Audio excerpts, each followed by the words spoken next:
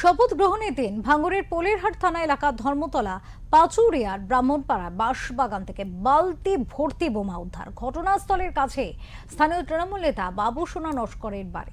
অভিযোগ, ভোটের সময় বা গণনার পরে হিংসা ছড়ানোর জন্যই বোমা বাঁধা হচ্ছিল। বোমের পাশাপাশি বোম বাঁধার সরঞ্জামও উদ্ধার হয়েছে। খবর পেয়ে ঘটনাস্থলে এসে বিশাল পুলিশ বাহিনী ও বিজেপি কর্মী সমর্থকেরা পৌঁছে যান। তারা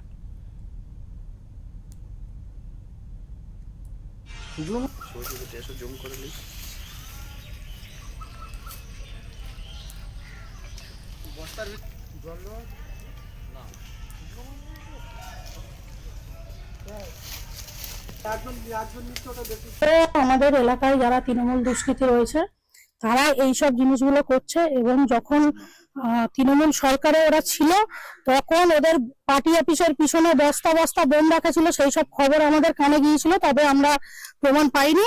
এখন নিজেদের তৃণমূল নেতার বাড়ির সামনে এনে সেখানে বোম বাজছে। আমরা প্রশাসনের কাছে অনুরোধ করবো যে ইমিডিয়েটলি এদেরকে অ্যারেস্ট করতে হবে। বাবু সোনা, বাপন, অরবিন্দ বাইন, অরবিন্দ নস্কর, শুভেন্দু নস্কর, ওর নামটা কি, বাবুয়া, পবিত্র, এরাই সব করছে। এসে কি দেখলেন এখানে? এখানে দেখলাম, আমরা তো ব্রিগেডে গিয়েছিলাম, আজকের সভাস্থল ছিল, ওখানে মোদিজি এসেছিলেন, সব নেতৃত্ব যারা এসেছিলেন, আমরা ওখানেই ছিলাম। তবে এখানে বাচ্চারা যখন খেলা করছিল, বাচ্চারাই দেখতে পেলে যে পুকুর পাড়ে সব রয়েছে, তখন আমাদের সব ছেলেরা এসে জিনিসগুলোকে দেখতে পেয়ে উদ্ধার করলো। তোমাদেরকে খবর দিল, প্রশাসনকে খবর দিল।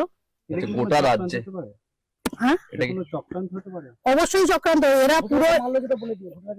এরা ভোটের প্রার্থী, বিজেপির প্রার্থী ঘোষণা হওয়ার ঠিক দুদিন আগে আমার কালীতলার মাঠে বাড়ির কাছেই দুটো বোম ফেলে রাত্রেবেলা, তখন 2:30 বাজে।